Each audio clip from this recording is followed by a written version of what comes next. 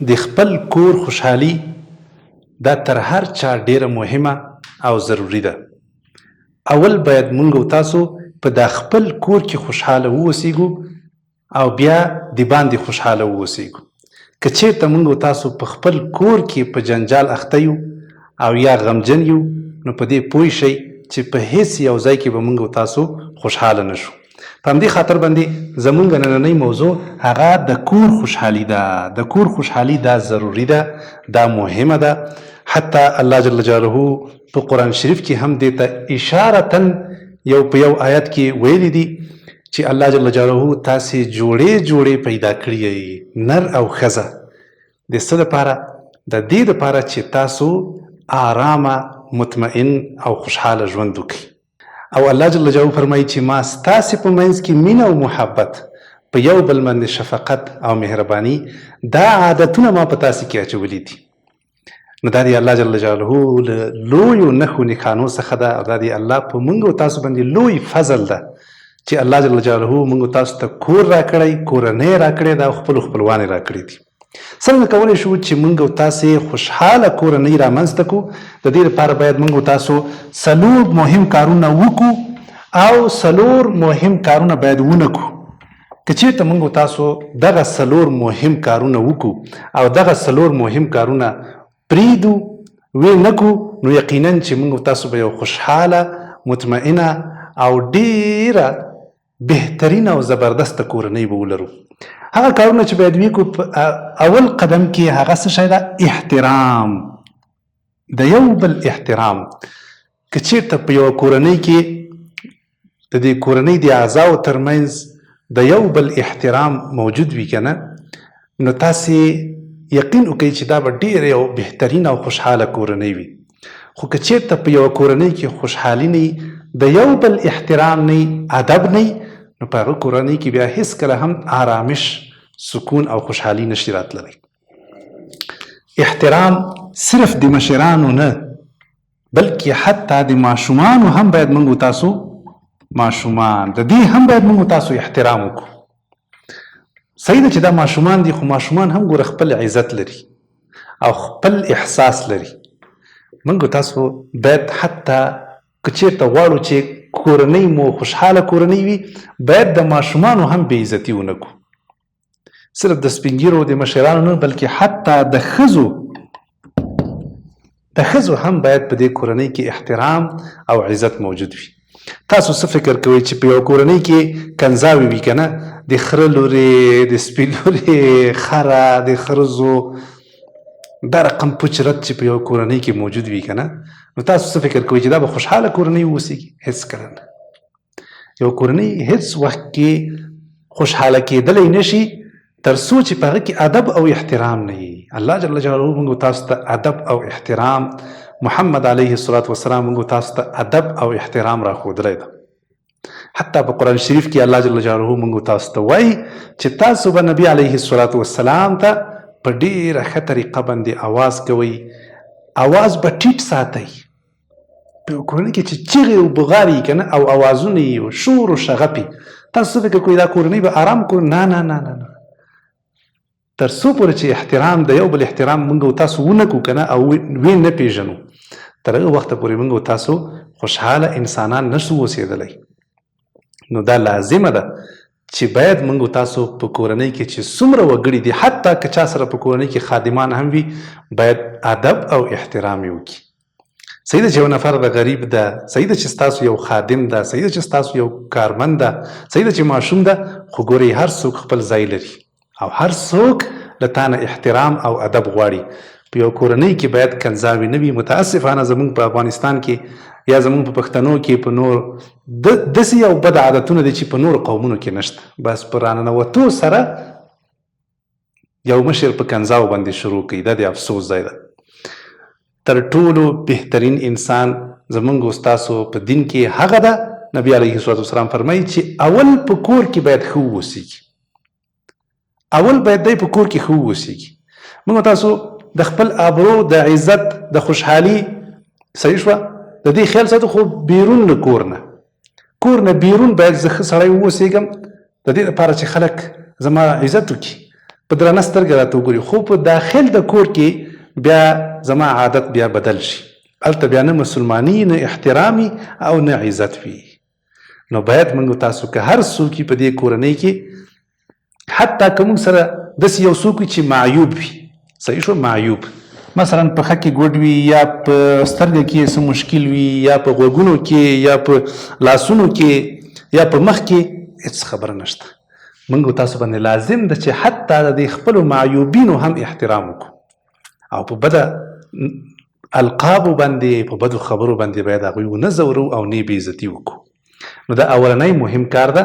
که چېرته موږ تاسو د یو بل احترام وکړو نو یقینا ډېره خوشحاله کورنۍ به ولرو. دویم مهم کار هغه دا ده چې مشوره ډېره زیاته مهمه ده.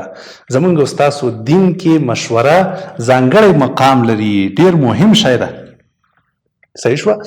هغه که د کورنۍ په سطحه باندې او که د دولت په سطحه باندې مشوره مهمه ده. هیڅ وخت هم انسان داسې نشي کولی چې فکر وکړي چې زه له هر اړخه بس پوره یم. نه نه نه نه نه، یو انسان کیدی شي یوه ښځه تا ته داسې یوه خبره وکړي که نه چې ستا ژوند در بدل کړي. صحیح شوه؟ کیدی شي یو ماشوم سره داسې یو فکر موجود وي او الله جل جلاله د هغه په زړه کې ور واچوي، معصوم ده که نه، چې دا خبره ستا د کامیابي سبب وګرځېږي. د کورنۍ څومره چې اعضا دي دا باید له هغه مهمو تصامیمو نه خبر وي. هېڅ وخت کې هم باید مشر دا ونه وایي چې بس زه پوهېږم لور مې پلانکي تر کومه خبره ختمه، او په دې کې زه نه د ښځې خبره منم، نه د بچي خبره منم، نه د اولاد خبره منم، نه د ورور خبره، د هېڅ چا خبرې ته نه نه نه، داسې څوک نه کوي.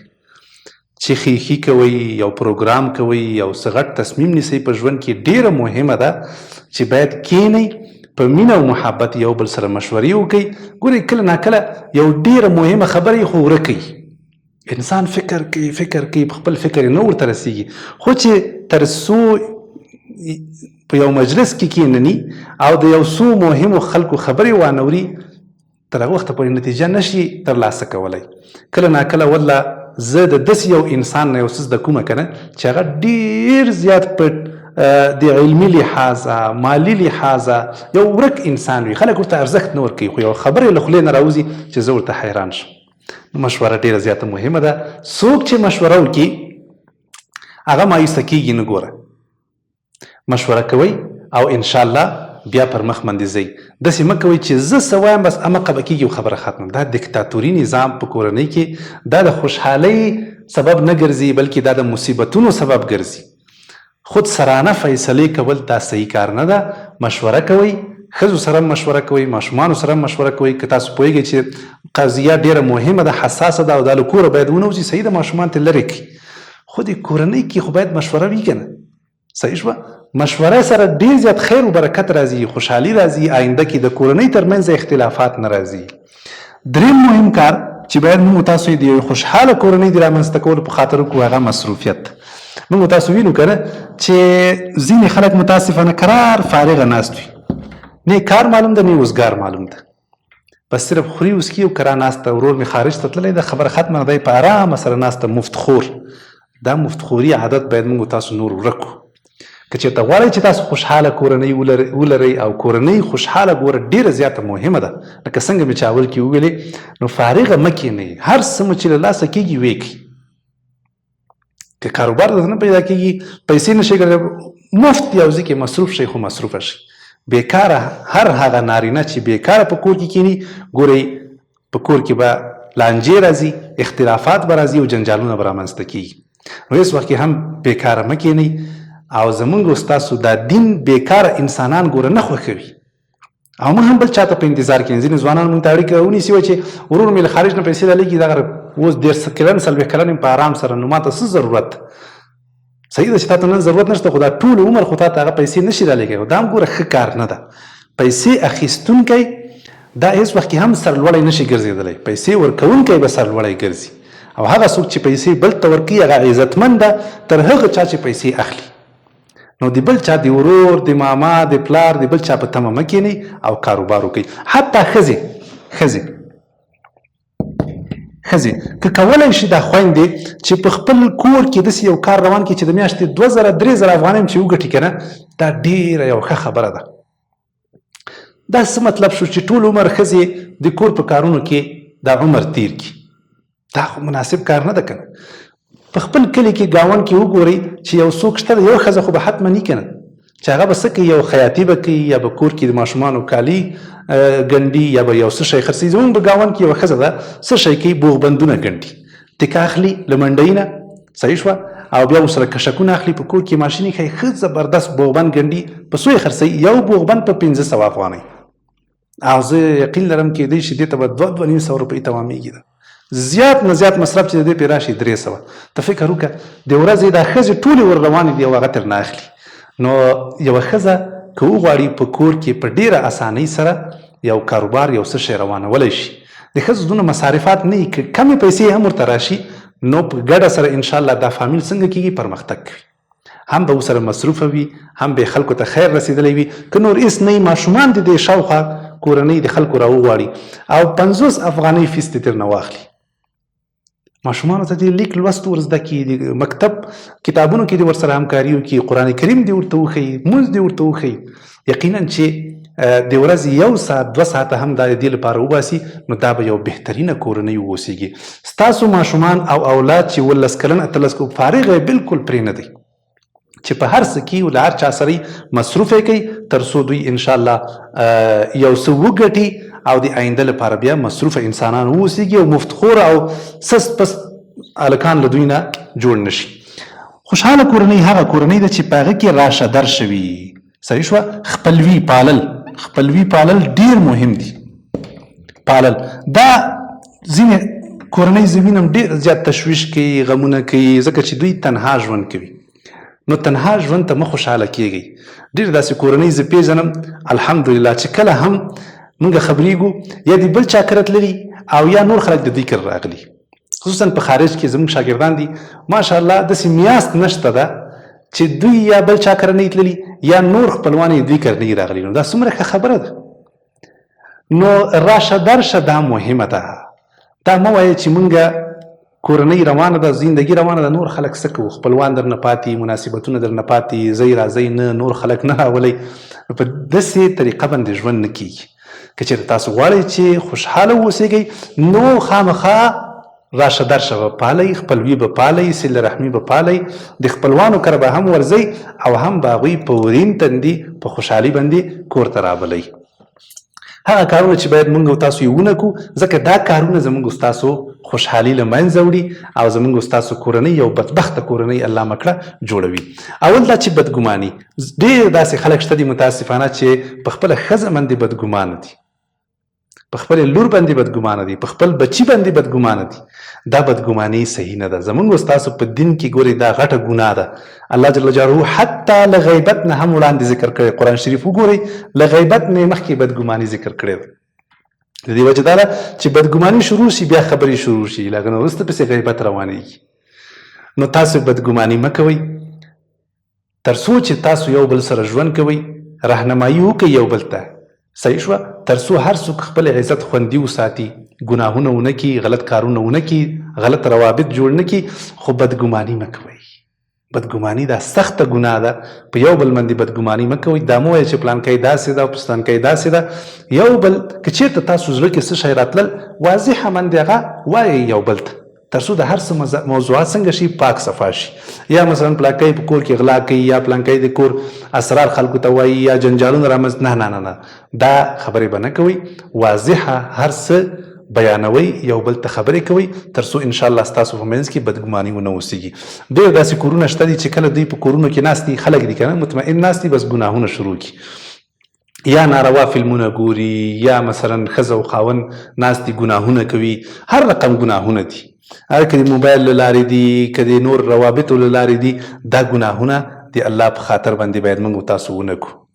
که چېرته په یوه کورنۍ کې ګناهونه رامنځته شول، په یقین سره درته وایم چې د دې کورنۍ خوشحالي به څنګه کېږي، دا به له منځه ځي. بس خوشحالي برباد کړه. خوشحالي مو په ستاسې په خوشحالي باندې سیلاو راغی. که تاسو څومره هم ځان بیا خوشحاله کوئ ستاسو ضمیر به تاسې ملامتوي او تاسې به غمجن کوي. نو کور په داخل کې مهرباني وکړئ، ګناهونه مه کوئ. هغه کارونه چې د شریعت خلاف دي هغه مه کوئ. چې د هغه جملې څخه یو عامه ګناه چې ډېره زیاته عامه ده هغه دا ده چې خلک متاسفانه غیبتونه ډېر زیات کوي. او هغه څوک چې مثلا یا لوېدلي دي یا غریبان دي یا تاوانیان دي یا څه ستونزې او مشکلات لري د هغوی پسې بیا خاندي، ریشخندونه پسې وهي. نو تاسو فکر وکړئ چې د یوې څو لحظو لپاره خو تاسو وخاندئ، شیطان به درته ووایي چې ډېر ښه کار دی وکړه، صحیح شوه، او زړه به مطمئن سي. خو دغه حالت تاسو څه فکر کوئ په تاسې باندې نشي راتلی؟ د الله جل جلاله چې په هغوی باندې کوم حالت راوستلی د مثلا غریبان دي که نه یا تاوانونه وکړه هغه حالت په تاسې نشي راوستی. تاسې ولې د بل چا په ناکامي باندې او په تاوانونو باندې خاندئ؟ صحیح شوه، دا خو دنیا ده که نه، هر رقم حالت په انسان راتلی شي یا خو هغه الله ده چې په یو حال ده. نو کیدای شي ستاسو دا حالت هم له هغوی نه هم بدتر شي، څه ګرنټي خو تاسو نه لرئ که نه.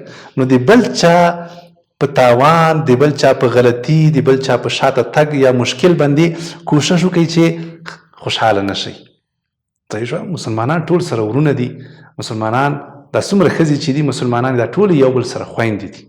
او موږ او تاسو یو مسلمان په حیث باندې بل چا په غم او په تکلیف باندې باید موږ تاسو نه خوشحاله شو، نه چا پسې پیسخند وو، نه چا پسې وخاندو، او نه باید د خلکو غیبتونه وکړو. بس خپل مجلسونه کوئ، خوشحاله خاندئ، خو بل څوک مه یادوئ. صحیح شوه. ډېر داسې کورنۍ شته دي متاسفانه چې هغوی څه کوي، ناشکره دي، هر څه ورته الله جل جلاله ورکړي دي بیا هم ناشکره دي، خفه دي. ځکه دوی نورو کورنیو ته ګوري چې هغوی له دوی نه ډېر زیات شیان لري، یا له هغوی نه ښه موټر لري، یا له دوی نه ښه کور لري، یا له دوی نه ښه اسباب وسایل لري. بس دا شپه ورځ غمونه، ولې داسې ده ولې داسې ده. په خپل حالت باندې باید موږ تاسو شکر وباسو. صحیح شوه. ناشکري دا صحیح نه ده. بعضې خلک د قناعت نه کوي که نه.